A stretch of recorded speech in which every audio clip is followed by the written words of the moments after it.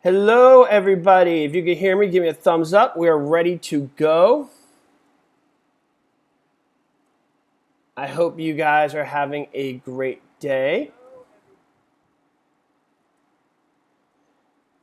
So today is a good day. Who wants to know why? Who wants to know why today is a good day? Amongst obviously many reasons.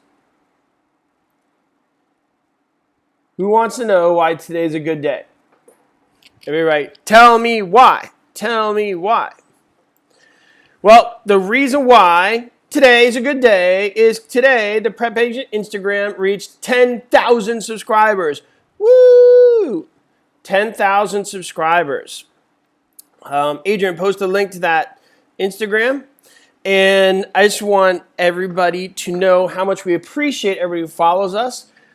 This was started as a labor and love to help a few people who couldn't afford the crash courses. So we put everything online to help them, and we tried to give it a personal touch so it didn't look like some just generic website where nobody cared about them. So we just tried doing an online thing with some webinars. A long time ago, we did one-on-one sessions. We just tried to convey that even though it's a website, we're still real people, and we still care, and we still fully recognize how scary it is to start a new career, take an exam, when you haven't taken exams for years and years and years. So honestly, guys, this is a labor of love. And to have this many followers with you guys on the webinar and on the Instagram, it really has changed my life for the better. And I want to know we're forever grateful. And we will continue to keep in mind how scary of a process this is for all of you guys who are studying, starting a new career, and doing all the rest of it. So thank you, everybody. With that being said, let's learn about appraisal. Okay, so we're talking about appraisal. First thing we have to talk about is value. Value. Who could define the four essential elements of value? The four essential elements of value.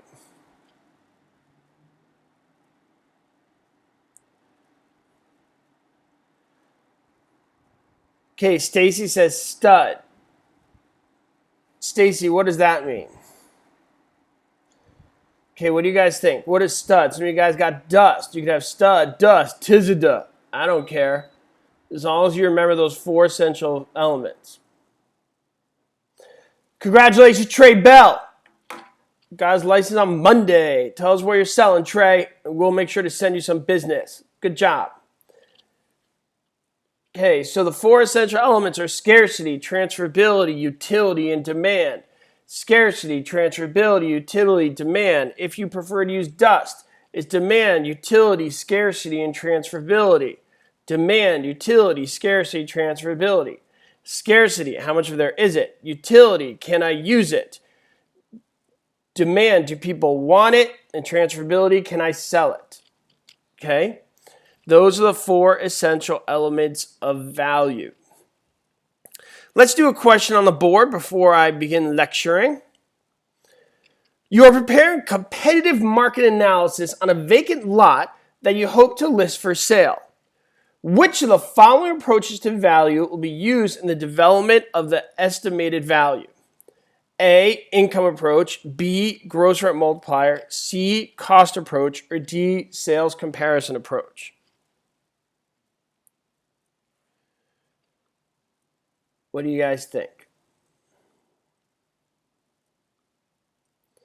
And the answer is sales comparison approach. Okay, how much is one lot worth? Well, how much is the one next to it worth? So there's different ways to come up with value that you guys learn for your exam. Who knows what they are? Who knows the different ways you could come up with a value of some property, okay, that you learned for your real estate exam? Let's write them down. Who's first? Let's go, let's go, let's go. Remember, guys, I push the pace in these webinars, so I want everybody to react to answers quickly without thinking. Because when we think, we sometimes overthink. And also for the people who are listening just to audio, I don't want big blank spaces. But with that in mind, if it's going too fast for you, do not forget that this is all available to be heard again. This is all recorded, so you could pause it and listen to different elements at any time you want. Okay? So don't forget that. Okay, so the different ways you could do it is the market data approach. You have the cost replacement approach. And you have the capitalization income approach. What is the cost replacement approach? What is the cost replacement approach?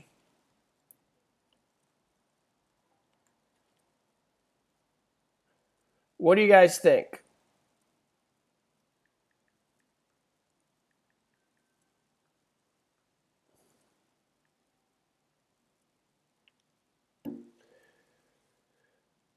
The cost replacement approach asks the question of how much would it cost to replace it brand new?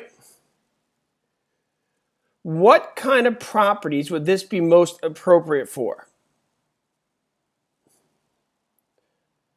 What kind of properties would this be most appropriate for?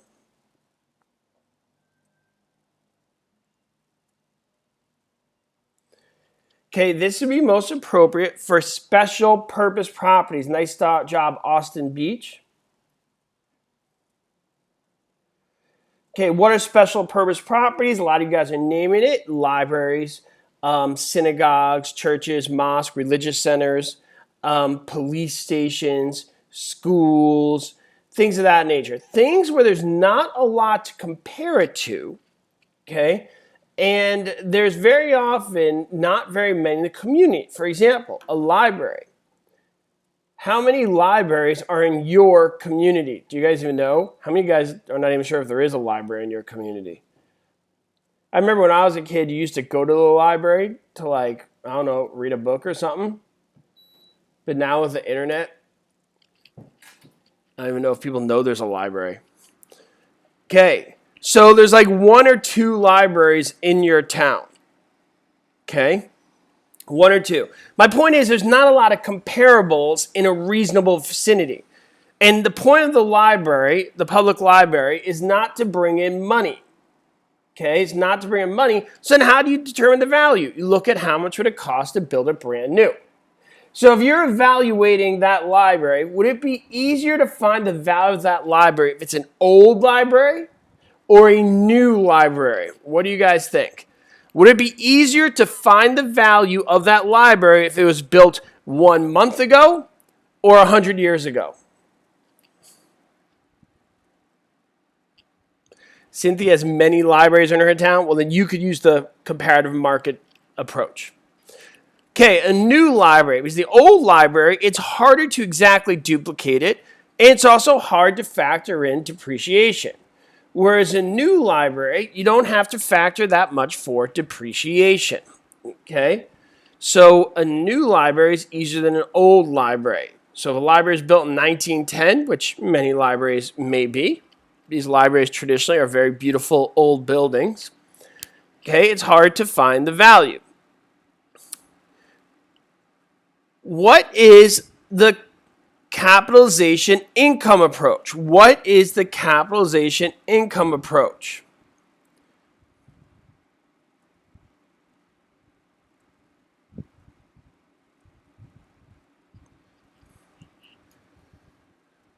What is the capitalization income approach? Everybody write this down. It converts income into value. It converts income into value. Converts income into value. Converts income into value. Are we all writing that down? And here's my point. You're down the street in this town. You want to start a business on that street. On the right side, there is a building, and on the left side, there's a building.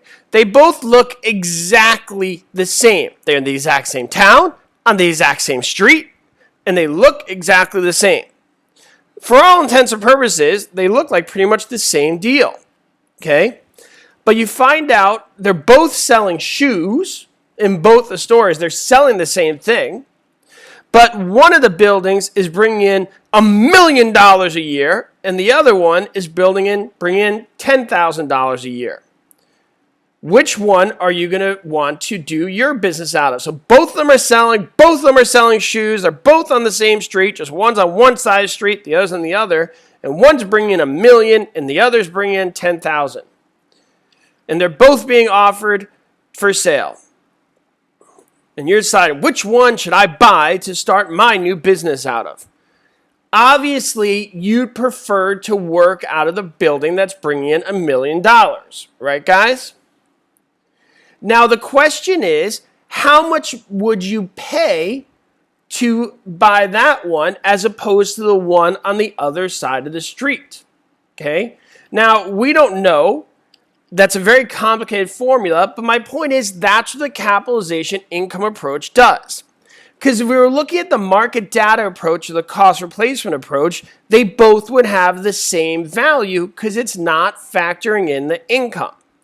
This is a very complicated approach because we all know you pay more for the one that's bringing $1 million, but calculating exactly how much more, that's more advanced appraisal stuff. Everybody understand? Everybody got that? Okay, because they're factoring why it's bringing the money, whether it apply to you, what's the different reasoning. It's hard to actually quantify exactly how much that income is going to be worth because you're not running the same business. So that's where that comes in. Hopefully that helps. And that's why I go back to saying it converts income into value.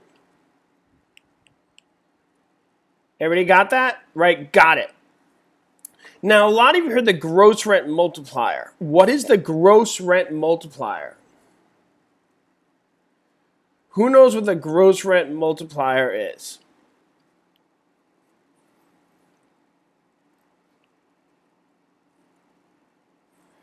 What is the gross rent multiplier? Is price divided by rent.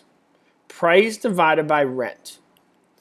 Now, the gross rent multiplier is really just a simplified form of the capitalization income approach. Okay? Because I was using examples of stores that sell shoes, and it gets very complicated. But gross rent multiplier just deals specifically with people paying rent in income properties.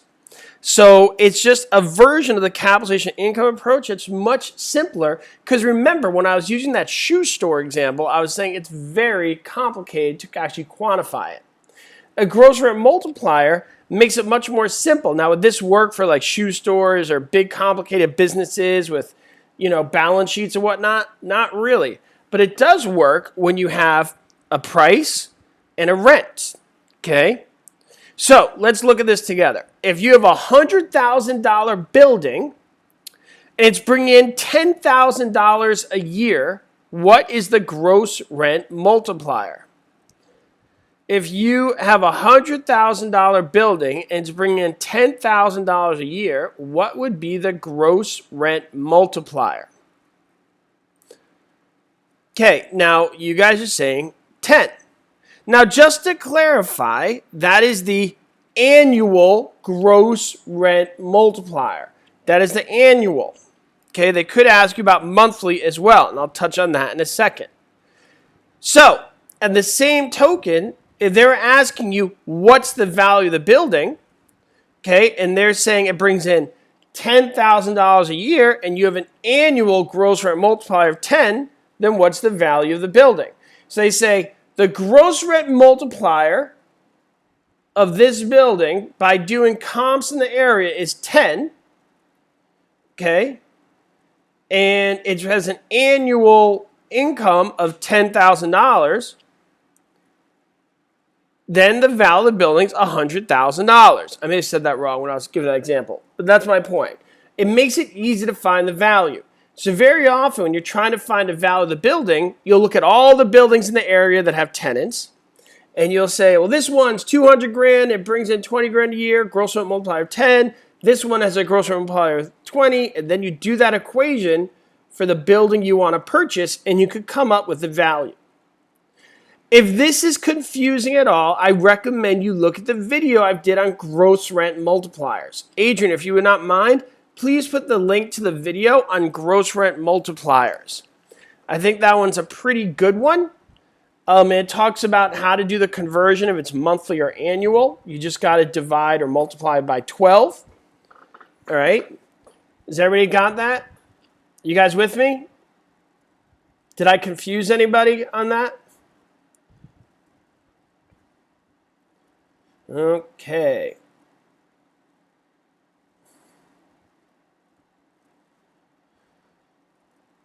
All right. So if I confused anybody with that, I really recommend you look at our video on gross rent multipliers.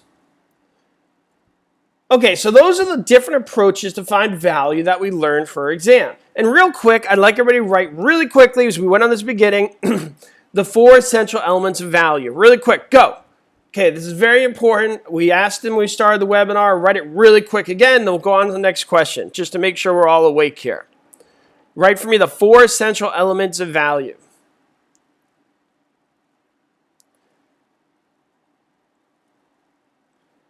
Okay, so we write scarcity, transferability, utility, demand, or demand, utility, scarcity, transferability. Good job, everybody. Okay, let's look at the question on the board now. All the following are steps in the appraisal process except A, gathering specific data on the subject property, B, reconciling the data collected by the approaches used for the subject property, C, considering the seller's estimate of the property's value, or D, gathering general data for the area of the subject property. What do you guys think? All the following are steps in the appraisal process except A, gathering specific data on the subject property, B, reconciling the data by the approaches used for the subject property, C, considering the seller's estimate of the property's value, or D, gathering general data for the area of the subject property. And the answer is C, considering the seller's estimate of the property's value. The appraiser should not take into account what the seller thinks. Because we all know every seller thinks their house is like the nicest one on the block, and every buyer thinks it's meh, not as good as the one next door. Okay. Moving right along. Here's a question for you guys. The appraiser appraises the property when they're hired out by lenders or independent people, such as in the case of divorce or things of that nature. Does the appraiser find the value of the property for tax purposes?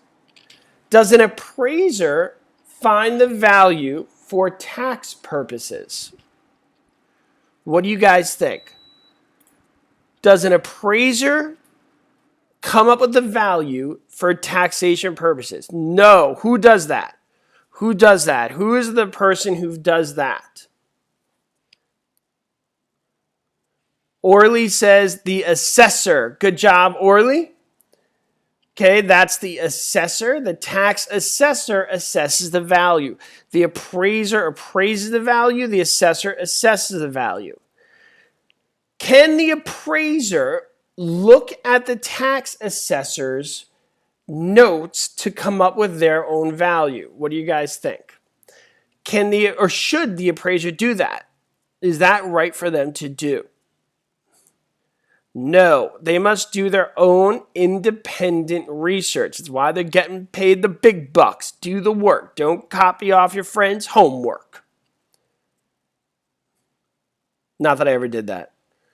Who here copied over of their friend's homework, huh? When they were a kid? Any of you guys? Okay, that's totally cheating. That's right, Rachel. Here's the funny thing. All you people with kids, don't you tell your kids, work hard, study, do what you need to do, don't cheat, have ethics, right? All you guys teach your kids that, right? But if I turned to you guys and said, hey, I got the answers to the real estate exam. You want it? I'll give it to you right now. You guys would be like, totally, give it to me. And then I'd look at your kid and be like, shh, don't tell him. Don't lie. You guys would do that, right? Who would do that? If I said, here's the answers to the exam, you guys would be like, oh, totally, give it to me. Then you turn around to your kids and be like, don't ever cheat. Shh, I won't tell the niños. Don't worry, guys. We don't have your answers to the exam. You know, at PrepAgent, we teach to study. Don't take shortcuts. Make a study plan. Follow through with your goals. All that kind of stuff. Way to go, Bridget. No way. I want to be successful. The way to succeed is understanding. New York pride. New York pride, Bridget. Or Atlanta. I'm not sure what you're claiming now. Bill, do as I say, not as I do. Nice one. Okay, land value is estimated on the basis of A, selling price of comparables, B, unit in place method, C, square footage, or D, cost approach.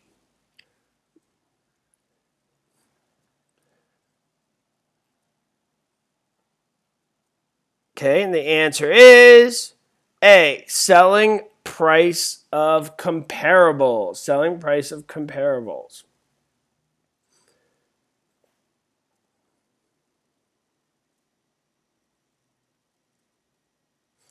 I hope you guys are super excited to start selling real estate and you're following Instagram, Facebook, YouTube channels of everybody in real estate, trying to, really get a handle of what's going on. Not even because it's going to be your future job and your future work. I hope you're doing that just because you enjoy it. I hope you guys are really looking forward to embracing a career that revolves around stuff that you're excited to be involved with, whether it's how to decorate a home, how to find value, how to appraise something, how to make money off it, how to help others make money, how to do a garden, whether to add a pool or not, anything involving homes. I hope you guys are pumped. There's so many opportunities within this field that you guys don't even know yet. You guys think I thought I'd be like doing real estate exam webinars? I didn't think that, but I'm pretty happy about it, as you can tell. So just keep pushing. There'll be opportunities you guys don't even see coming if you enjoy it and you kind of push and you follow through. Okay, here we go. Which of the following comparables will be the most helpful in appraising a home? A similar home sold by an unwilling seller to an unsure buyer. B, a similar home sold for non-payments of taxes. C, a similar home sold by a motivated seller to a motivated buyer. Or D, a similar property sold under duress. Okay, I'll read it again. Which of the following comparables will be most helpful in appraising a home? A similar home sold by an unwilling seller to an unsure buyer. B, a similar home sold for non-payment of taxes. C, a similar home sold by a motivated seller to a motivated buyer. Or D, a similar property sold under duress.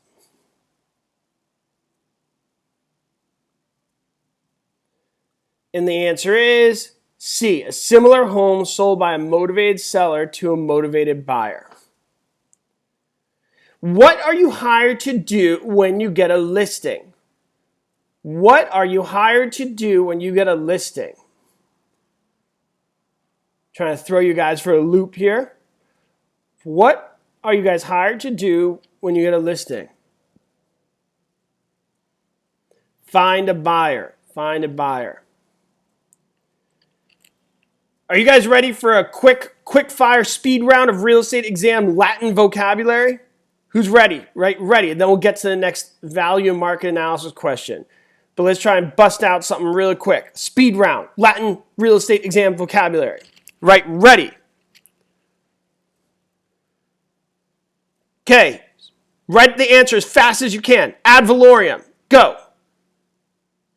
5, 4, 3, 2, 1. Ad valorem, according to value. Next. Lease pendants, lease pendants.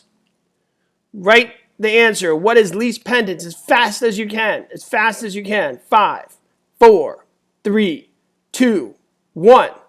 Lawsuit pending. I'd also accept pending litigation. Okay. Caveat emptor. Caveat emptor. What is caveat emptor? 5, 4, 3, 2, 1. And the answer is buyer beware. Buyer beware. Excellent. Okay. 2 more. Nova. Nova. Nova is Latin for. Okay, what is nova Latin for? 5, 4, 3, 2, 1. New. New. And here's the toughest one of the day.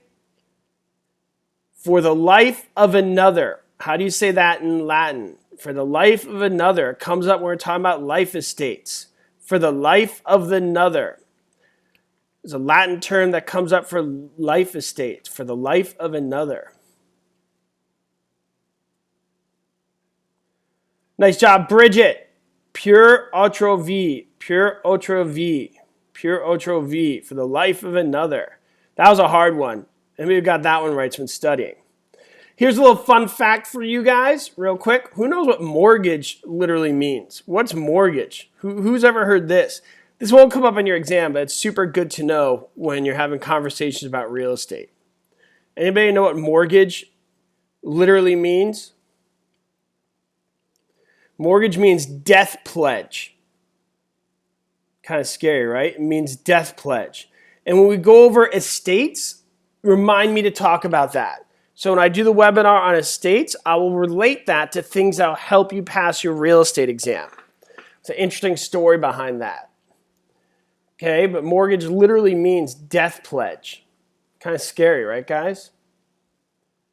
Who didn't know that? Who's thinking right now, interesting, I need to work that in a conversation. I don't know how, I don't know what party will be talking about that, but I need to work it into a conversation so I sound smarter.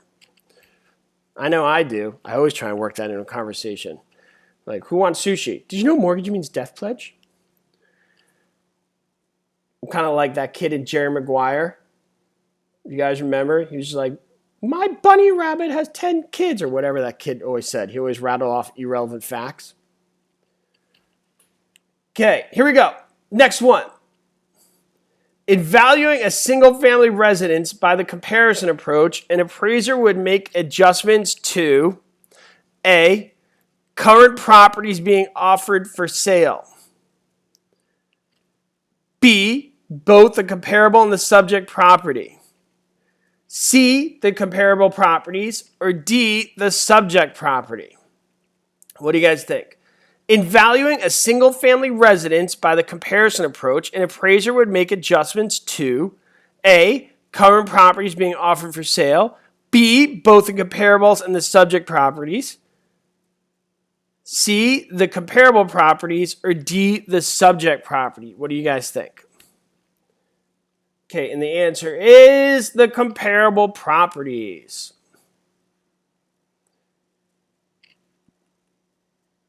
You know, I haven't seen a question on depreciation yet. I want to make sure we touch upon that before we finish the webinar.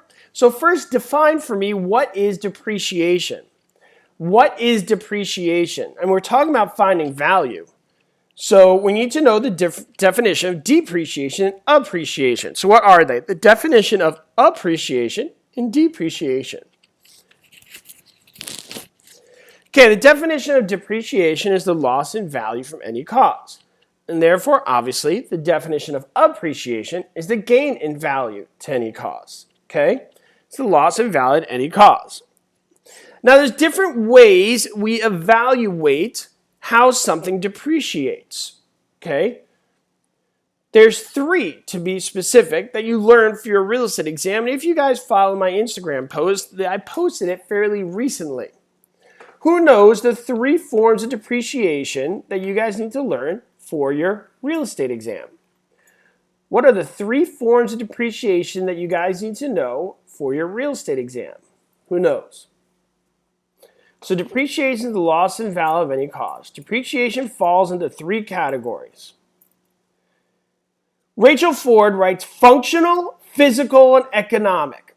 So my follow-up question to Rachel and everybody else on the webinar would be, Out of functional, physical, and economic, which one of those is not a form of obsolescence? Which one of those is not a form of obsolescence? So you have functional, physical, and economic. Which one of those is not a form of obsolescence? And the answer is physical. That's physical deterioration. So you have economic obsolescence, functional obsolescence, and physical deterioration. I would like everybody, here's my challenge to you guys, I would like everybody to write an example of economic obsolescence without repeating a previous example. So we all have to come up with a different example of economic obsolescence. Okay, so nobody could repeat somebody else's example. This is a challenge to you guys. See how many different examples we can come up with. So Orly starts off with airport. So Michelle says fireplace. Michelle, that'd be more functional.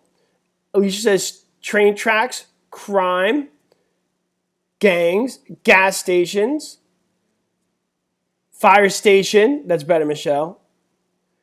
Okay, a new expressway, highway, road, good, convenience store, good. And we're all naming things that are outside the property lines. You may hear the word extraneous to the property lines. Extraneous to the property lines. Okay, outside the property lines. It's kind of out of your control, right, guys? And we just named a bunch of examples. Who can give me examples of functional obsolescence? Same challenge. Ready, go. Example of functional obsolescence. Who could do it? Give me an example of functional obsolescence. Remember, we're going to try not to name examples that somebody else has already named. Austin started us off with old lady stairs. I think you mean a home with stairs where an old lady lives there. 5 bedroom, 1 bathroom. Good. If they put a bathroom in the kitchen next to the sink, that would not be functional, right? So basically anything you can mention that shows really poor design that doesn't keep the owners of the house in mind. That would be functional obsolescence. And last but not least would be physical deterioration. Physical deterioration. Give me examples of physical deterioration.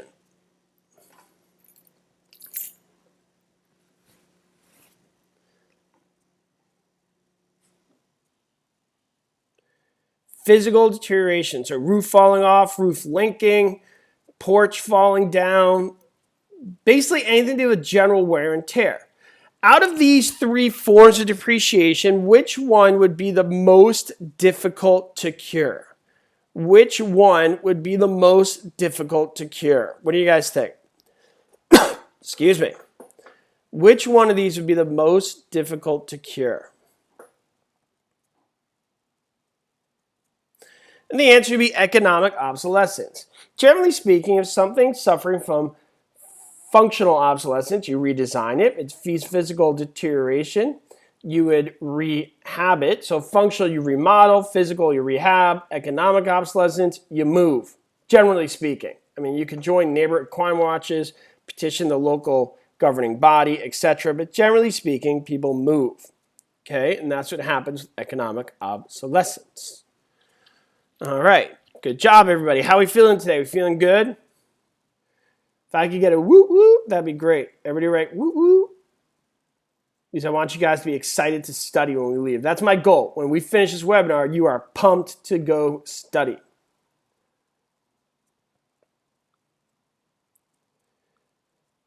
Okay, here we go.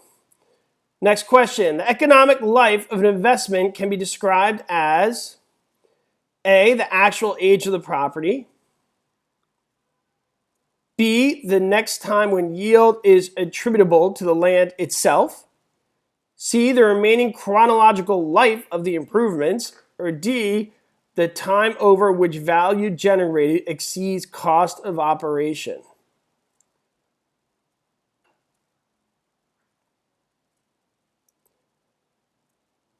What do you guys think? Thanks, Carrie. You have a great day too.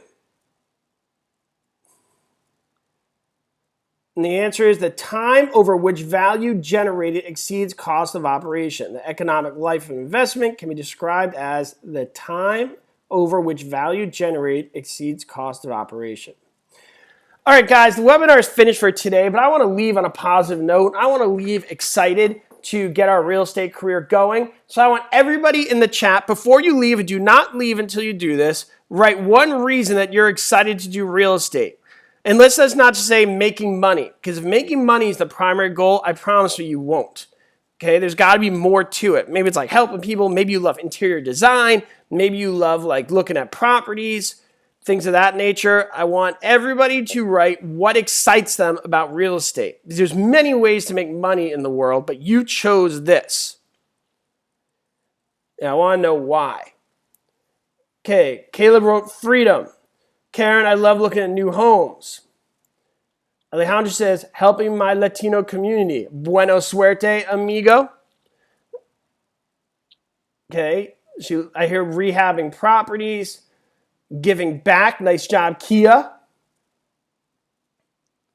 Set my own schedule. It's so true. I see so many people writing freedom. At the end of the day, isn't that what we all want? Like Braveheart said, freedom.